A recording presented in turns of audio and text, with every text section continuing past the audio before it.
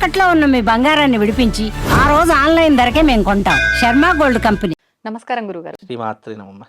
గురుగారు, వినాయక చవితి రాబోతోంది. అవును. అసలు వినాయక చవితి వృత్తాంతం ఏంటి? తప్పకుండా చెప్తానమ్మా. చాలా మంది తెలుసుకోవాల్సినటువంటి విషయము. ముఖ్యంగా ప్రేక్షకులందరికీ శ్రీమాత్రే నమః, శ్రీ గురుభ్యో నమః. గజాననం భూతగణాది సేవితం కపిత్రజం జంబూ ఫలసార భక్షణం ఉమాసుతం శోక వినాశకారకం నమామి విఘ్నేశ్వర పాద పంకజం. ఇక్కడ వినాయక చవితి అని అంటే గనక వినాయకుడి యొక్క కథను చాలామంది తెలుసుకోవాలి. అయితే ఇక్కడ వినాయకుడి యొక్క కథను విన్నా చదివినా దాని యొక్క పుణ్యం చాలా విశేషంగా కలుగుతుంది. చాలామందికి తెలియనటువంటి వారు కనీసం మనం చేసే వీడియో నుంచి కథను విన్నా కూడా వాళ్ళకి పుణ్యం పురుషార్థం రెండూ కూడా కలుగుతాయి. అయితే వినాయకుడు ఎలా ఉద్భవించాడో తెలుసుకుందాం. పూర్వకాలంలో గజాసురుడు అనేటటువంటి రాక్షసుడు శివుడి గురించి ఘోర తపస్సు చేశాడు. ఘోర తపస్సు చేసేసరికి ఆయా గజాసురుడు అనేటటువంటి రాక్షసుడు శివుడికి ఒక వరం కోరుకున్నాడు. ఏం వరం కోరుకున్నాడు? శివుడి యొక్క తేజస్సు ఎప్పటికీ నా గర్భంలో ఉండాలి, నువ్వు ఎప్పుడూ కూడా ఈ సృష్టిలో నీ పూజను నేను మాత్రమే చేయాలి, ఇంకెవరూ కూడా ఆచరించకూడదు అనే ఒక స్వార్థంతో శివుడిని ఏం చేశాడు? ఆ కోరిక కోరుకునేసరికి గజాసుర, నేను భక్తవ శంకరుడను, నేను నీ ఉదరంలో ఉన్నటువంటి విషయము నీకు మాత్రమే తెలియాలి, అన్యులకు తెలిసి వాళ్ళు నన్ను గనక పిలిచారు, భక్తితో నన్ను వేడుకున్నారంటే నేను వెంటనే వాళ్ళతో వెళ్ళిపోతాను అని చెప్పేసి శివుడే చెప్పాడట. అలా చెప్పగానే గజాసురుడు ఏమన్నాడు అని అంటే గనక, గజాసురుడు సరే స్వామి, నువ్వెప్పుడు నా ఉదరంలోనే దాగి ఉండు, నేనే నీ పూజ చేస్తాను, నేనే నిన్ను అర్థిస్తాను, నేనే నీ వేడుకుంటాను, నేనే నీకు 3 కాలాల పాటు పూజను చేస్తానని చెప్పేసి ఆ శివుడి యొక్క తేజస్సును తీసుకుని తన ఉదరంలో కడుపులో దాచుకున్నారు గజాసురుడు అనేటటువంటి రాక్షసుడు. ఇక శివుడు లేనటువంటి కైలాసము చూసేసరికి అందరికీ బాధ వేసింది. శివుడు ఎక్కడికి వెళ్ళాడో ఎవ్వరికీ కూడా తెలియలేదు. శివుడు లేనటువంటి కైలాసాన్ని చూసి చాలా మంది భయభ్రాంతులైనారు. నంది, భృంగి, పార్వతీదేవి, అక్కడ ఉన్నటువంటి గణాలు, భూత గణాలు ఇవన్నీ కూడా భయభ్రాంతులైపోయి శివుడి కోసం వెతకడానికి బయలుదేరారు. ఎంత వెతికినా శివుడు కనిపించలేదు. కడుపులో దాగినటువంటి శివుడు ఎక్కడ కనిపిస్తాడు? ఎక్కడా కూడా కనిపించలేదు. అలా కనిపించకపోయేసరికి దేవతలందరూ కూడా భయపడిపోయి విష్ణుమూర్తి దగ్గరికి వెళ్ళారు. విష్ణుమూర్తి దగ్గరికి వెళ్ళి, స్వామి, శివుడు ఎక్కడా కనిపించడం లేదు, శివుడి జాడే లేదు, శివుడు లేనటువంటి ఈ లోకంలో మనమందరం ఎలా ఉండగలుగుతాము, కాబట్టి శివుడు ఎక్కడున్నాడో మాకు చెప్పమని అడిగాడు.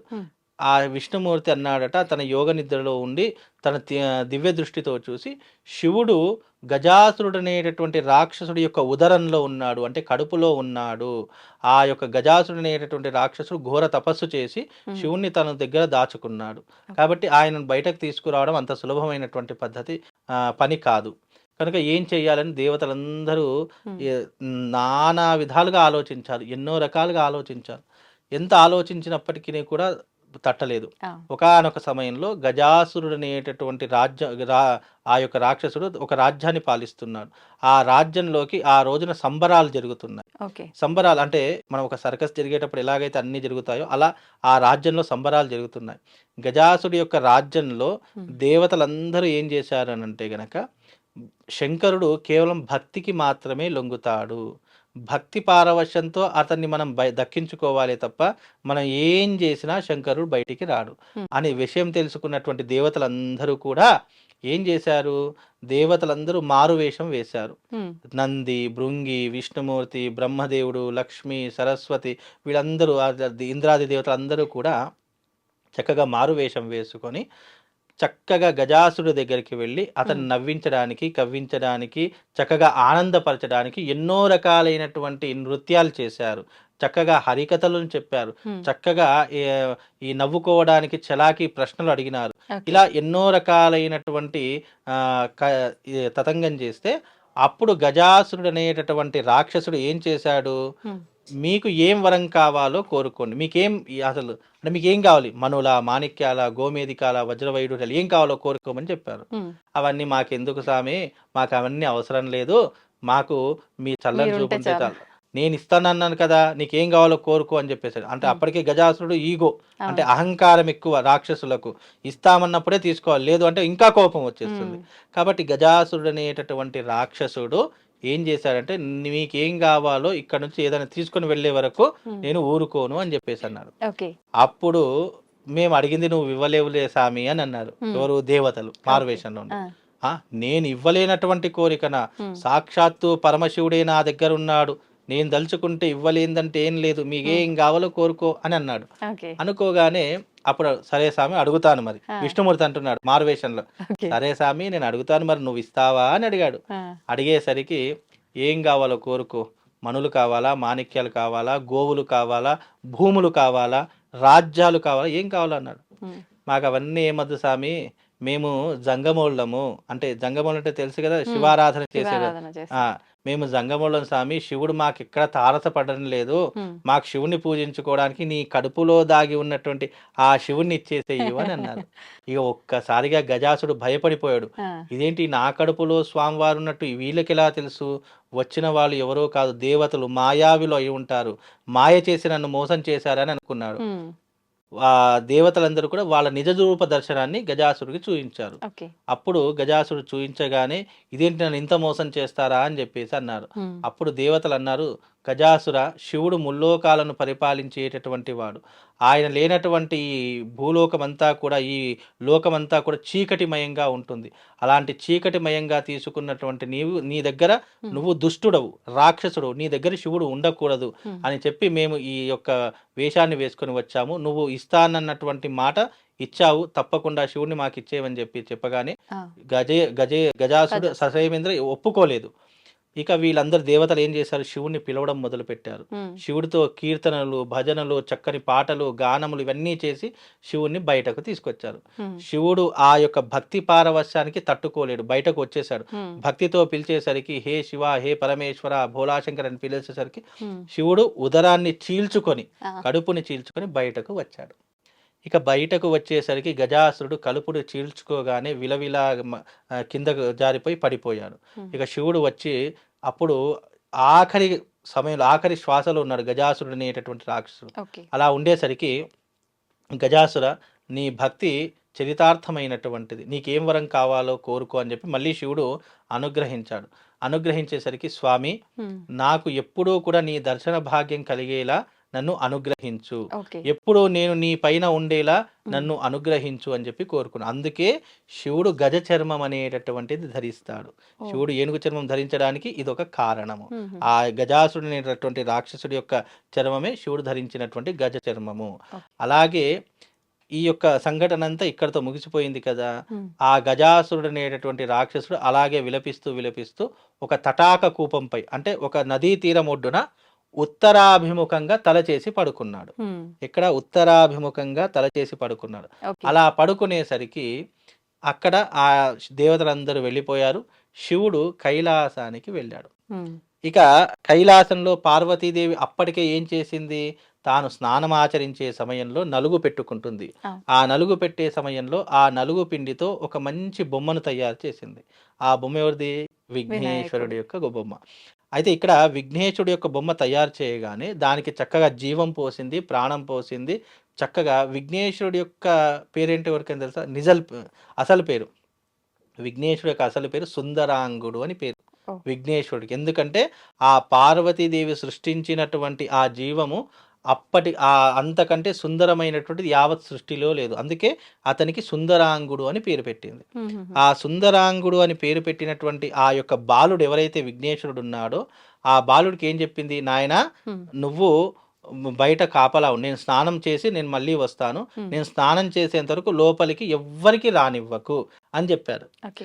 ఇక ఆ బాలుడు అప్పుడే పుట్టాడు. అప్పుడే పుట్టినటువంటి వారికి తల్లి ఎవరో తెలుసు, తండ్రి ఎవరో ఏమీ తెలియదు. తన తల్లి తనకు ఆజ్ఞ ఇచ్చింది కాబట్టి తానే తల్లి అని తెలుసు, ఉమ్, కానీ తండ్రి ఎవరో తెలియదు కదా. తెలీదు. అదే సమయంలో శివుడు వచ్చాడు. ఉమ్, అప్పుడే గర్భం చీల్చుకొని వచ్చినటువంటి శివుడు పార్వతిని ఎప్పుడెప్పుడు చూద్దామా అని తపనతో వస్తున్నాడు. ఉమ్. ఆ వచ్చే సమయంలో అక్కడ వినాయకుడిని చూశాడు. గర్భం అన్నారు, గర్భం కాదు కదా. గజాసురుడి గర్భం అంటే కడుపు. శివుడు. శివుడు చీల్చుకొని వచ్చాడు కదా. అప్పుడే ఓకే, ఓకే. ఉమ్, చీల్చుకొని వచ్చినటువంటి ఆ శివుణ్ణి ఉమ్, ఈ యొక్క సుందరాంగుడు ఆపేశాడు. ఓకే. సుందరాంగుడు లోపలికి వెళ్తూ ఉంటే, ఏ స్వామి వాగు, ఎవరు నువ్వు, ఎక్కడికి వెళ్తున్నావు అని అడిగాడు. ఉమ్, అప్పుడు నీవెవరు నాయన, బాలక, చాలా ముద్దుగా ఉన్నావు, అందంగా ఉన్నావు, ఎవరు నాయన నువ్వు అని అంటే, నేను ఎవరైతే నీకెందుకు, నా అనుమతి లేకుండా, అంటే నా పర్మిషన్ లేకుండా ఎక్కడికి వెళ్తున్నావు అని చెప్పి కోపంతో అడిగాడు. నాయన నేను ఎవరో తెలుసా, నువ్వు ఎవరైతే నాకేంటి స్వామి, వెళ్ళి అక్కడ కూర్చో, మా తల్లిగారు వస్తారు, అప్పటి వరకు వేచి ఉండు అని చెప్పేసి అన్నారు. శివుడు ససేంద్ర ఒప్పుకోలేదు. ఇది నా ఇల్లే నాయన, నేను నివసిస్తున్నటువంటి కైలాసం అని చెప్పారు. ఆహా! ఏంటి నువ్వు నివసిస్తున్నావా? ఇది నా తల్లి గారి యొక్క గృహము. నా తల్లి ఇక్కడ స్నానం ఆచరిస్తుంది. స్నానం చేసేంత వరకు ఎవ్వరిని లోపలికి రానివ్వకుండదు అని చెప్పి నాకు ఆజ్ఞాపించింది. కనుక నేను ఎవ్వరిని కూడా లోపలికి పంపివ్వను అని చెప్పేసి అన్నారు. ఓకే. అయ్యో! ఆమె ఎవరో కాదు, నా సతీమణి, నా భార్య అని చెప్పాడు. ఓహో! అలాగా. అయితే అక్కడ కూర్చో, మా అమ్మగారు వచ్చిన తర్వాత నిన్ను లోపలికి పంపిస్తానని చెప్పేసి ఇద్దరికి వాగ్వివాదం జరిగింది. అంటే కొద్దిసేపు మాటల యుద్ధం జరిగింది. అలా జరిగేసరికి చాలా సేపు జరిగింది. జరిగి శివుడి యొక్క ఓపిక నశించిపోయింది. ఇక ఇద్దరికి కొద్దిసేపు యుద్ధం జరిగింది. యుద్ధం జరిగేసరికి ఇక శివుడు ఎంత చెప్పిన, బాలక నిన్ను చూస్తే నాకు యుద్ధం చేయబుద్ధి కావడం లేదు. నేను శివుణ్ణి, నేను పార్వతీదేవి యొక్క మొగుణ్ణి, కాబట్టి నువ్వు నన్ను దయచేసి లోపలికి పంపించు అని చెప్పేసాను. ఎంత చెప్పినా వినిపించుకోలేదు కదా. ఇక శివుడికి ఆగ్రహం ఆగలేదు, కోపం తట్టుకోలేకపోయాడు. శివుడి యొక్క విధానం ఏంటంటే కోపము, ఆవేశం. ఆ కోపం తట్టుకోలేక తన చేతిలో ఉన్నటువంటి త్రిశూలాన్ని తీసుకొని వెళ్ళి ఆ యొక్క సుందరాంగుడి మీద ప్రయోగం చేశాడు. చేయగానే తల తెగిపోయి భూమి మీద పడిపోయింది. తల తెగిపోగానే వాళ్ళను అదే సమయంలో పార్వతీదేవి బయటకు వచ్చింది. బయటకు వచ్చి చూసేసరికి తాను సృష్టించినటువంటి కుమారుడి యొక్క తల తెగిపోవటం చూసి ఆ తల్లి ఉగ్ర రూపం దాల్చింది, ఆది పరాశక్తి రూపం దాల్చింది. ఆ రూపాన్ని దేవతలు కాదు, పరమశివుడు కూడా తట్టుకోలేకపోయాడు. ఆది పరాశక్తి రూపం దాల్చేసరికి నా బిడ్డను ఎవరు చంపారు అని చెప్పేసి ఎంతో ఆగ్రహంతో చెలరేగిపోతుంది. దానికి పశుపక్షాదులన్నీ స్తంభించిపోయాయి, సముద్రాలన్నీ ఇంకిపోయాయి, దేవతలందరూ భయపడిపోయారు, సృష్టి అంతా చీకటిగా మారిపోయింది. అలా చీకటిగా మారిపోయేసరికి ఆదిశక్తిని చల్లార్చేవారు ఎవరూ కూడా లేకపోయినారు. అప్పుడు బ్రహ్మదేవుడు వచ్చాడు, విష్ణుమూర్తి వచ్చాడు.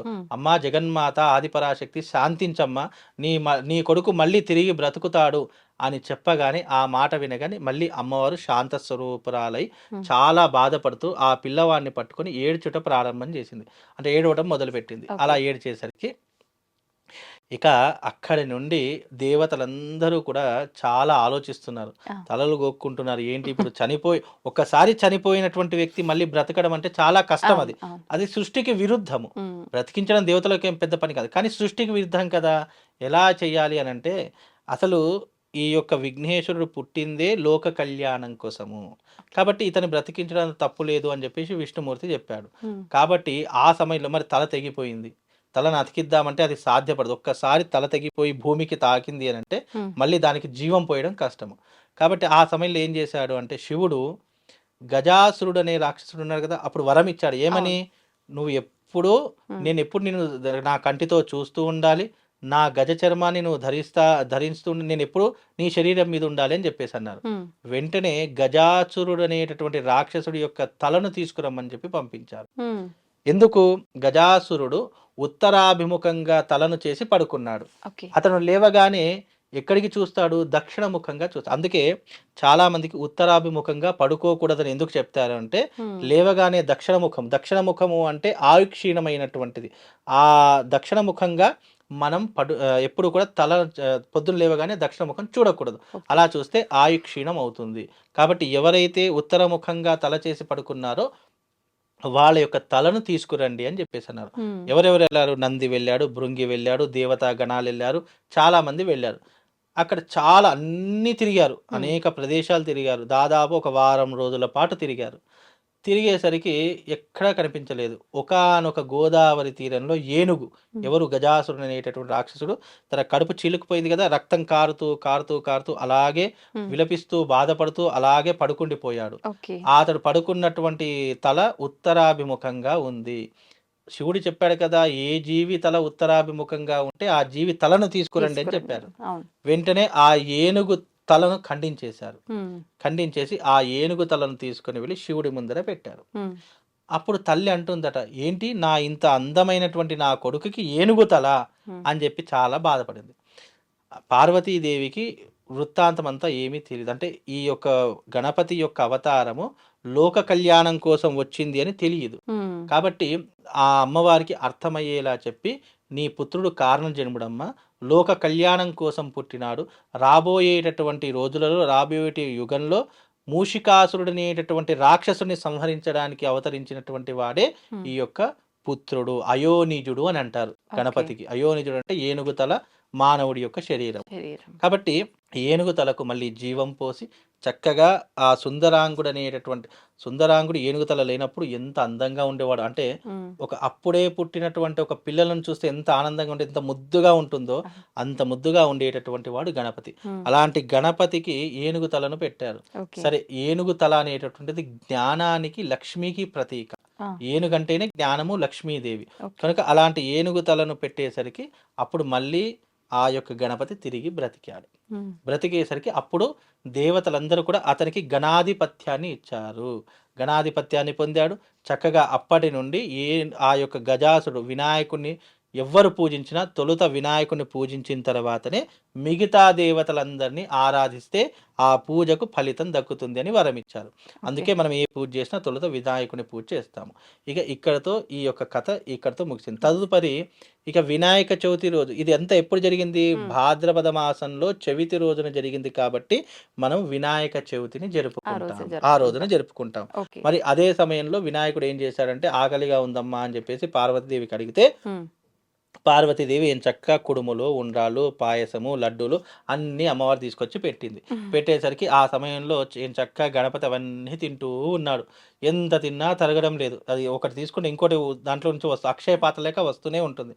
అలా తింటూ ఉన్నాడు. అదే సమయంలో చంద్రుడు అక్కడ నుంచి వెళ్తూ ఉన్నాడు. వెళ్ళేసరికి ఇక్కడ బాలుడు అంటే గణేశుడు తింటున్నటువంటి ఆ యొక్క కుడుములు, ఉండ్రాలన్నింటినీ చూస్తూ ఉన్నాడు. ఉమ్. ఒక్కసారిగా అవన్నీ పూర్తయి చాలా కడుపు నిండా తిన్నాడు. ఉమ్. కడుపు నిండా తినేసరికి కడుపు కాస్త ముందుకొచ్చింది. ఉమ్. ముందుకొచ్చేసరికి అప్పుడు ఆ చంద్రుడు ఏం చేశాడు, వెంటనే పక్కుమని నవ్వాడు. ఉమ్. నవ్వేసరికి ఏమైంది, కడుపంతా పగిలిపోయింది. గణపతి యొక్క కడుపు, ఆయన తిన్నటువంటి ఉండ్రాళ్ళు, పాయసం అన్నీ కింద పడిపోయాయి. ఉమ్. వెంటనే అదే సమయంలో పార్వతీదేవి వచ్చింది. ఇదేంటి, నా కొడుకు యొక్క కడుపు ఈ రకంగా పగిలిపోయింది, మొత్తం తిన్నటువంటి పదార్థాలను బయటకు వచ్చేసాయే ఉమ్. అని చెప్పేసి చాలా బాధపడిపోయి ఆ చంద్రుడిని చూసి శాపం ఇచ్చింది. ఆ. ఓరి చంద్ర, నువ్వు నా కొడుకు తింటుండగా చూసినావు కదా, నిన్ను చూసినటువంటి వారికి కూడా నీలాప నిందలు తప్పవు అని వినాయక చవితి రోజున శాపం ఇచ్చింది. ఉమ్. ఆ శాపవశాత్తు ఏం జరిగింది, వెంటనే ఆ చంద్రుడు శివుడి దగ్గరికి వెళ్ళి, స్వామి నాకు ఈ రకంగా శాపం ఇచ్చింది అమ్మ, ఆ తల్లి జగన్మాత, నా శాపం నివృత్తి చేయండి అని చెప్పేసి అంటే, నువ్వు ఎవరినైతే గణపతిని చూసి నవ్వావో ఆ గణపతి యొక్క వ్రతాన్ని ఎవరైతే ఆచరిస్తారో చవితి రోజున, ఆ గణపతి యొక్క వ్రతాన్ని ఆచరించి అక్షతలు తలపై చల్లుకున్నటువంటి వారికి నీలాప నిందలు రావు అని చెప్పి వరం ఇచ్చింది. దీంతో ఇక అనేక రకాలైనటువంటి విషయాలు జరిగాయి. గణపతి యొక్క చిన్నతనంలో జరిగినటువంటి విషయాలు, అలాగే మూషికాసురుడు అనేటువంటి రాక్షసుని సంహరించడానికి ఉద్భవించాడు. అలాగే గణపతిని పాలల్లో శ్రీకృష్ణుడు చంద్రుడిని చూశాడు. అలా చూసేసరికి కృష్ణుడి మీద కూడా నీలాప నిందలు పడ్డాయి. శమంతకమని అపహరించాడు, దొంగతనం చేశాడని కూడా నీలాప నిందలు పడ్డాయి. కృష్ణుడు జగద్రక్షకుడు కాబట్టి, కృష్ణుడు కారణ జన్ముడు కాబట్టి అతని మీద పడ్డటువంటి నీలాప నిందలు ఏ రకంగానే తప్పించుకున్నాడు. మళ్ళీ శమంతకమని తీసుకొచ్చి రాజ్యంలో ఇచ్చేశాడు. అతని మీద పడ్డటువంటి నింద మాపుకున్నాడు. కానీ సామాన్యమైనటువంటి ప్రజలందరూ వచ్చారు.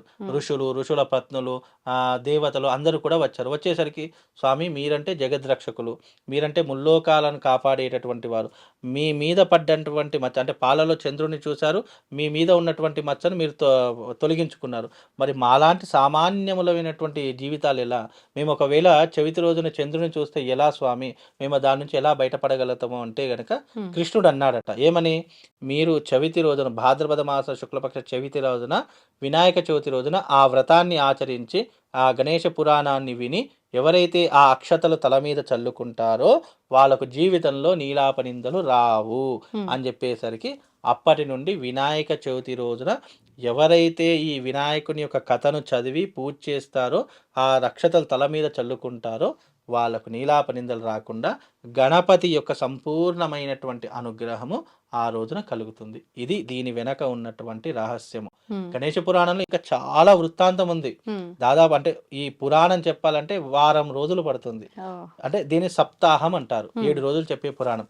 కాకపోతే ఇది కుదించి మనం ఏం చేసామంటే దీంట్లో అసలు కథ ఏంటి, దీని వృత్తాంతం ఏంటి మనం షార్ట్గా చెప్పుకున్నాం. ఉమ్, ఇది వింటే సరిపోతుంది. ఇది వింటే గణపతి యొక్క సంపూర్ణమైనటువంటి అనుగ్రహం అనుగ్రహం కలుగుతుంది. కలుగుతుంది. ఎవరికైనా తెలియకపోతే వినాయక చవితి రోజున ఉమ్, ఈ వీడియో చూడండి. మీ ఇంట్లో చక్కగా అందరికీ చూపించండి, పిల్లలకు చూపించండి. ఇంకా విశేషంగా పిల్లలు చూస్తే చాలా విశేషము. పిల్లలకు విఘ్నేశ్వరుడు జ్ఞానాన్ని వృద్ధిని కల్పించేటటువంటి వాడు కాబట్టి పిల్లలందరికీ కూర్చోబెట్టి ఈ కథను చెప్పండి. చక్కగా వాళ్ళకు చదువు వస్తుంది, విద్య వస్తుంది, జ్ఞానం వస్తుంది, మంచి ప్రయోజకారకులు అవుతారు. కాబట్టి ఈ వినాయక వృత్తాంతం విన్నా, చదివినా, చూసినా గణపతి యొక్క సంపూర్ణమైనటువంటి అనుగ్రహము ఆ కుటుంబం వాళ్ళందరికీ కూడా కలుగుతుంది. శుభం, లాభం రెండూ కూడా కలుగుతాయి. ధన్యవాదాలు గురుగారు.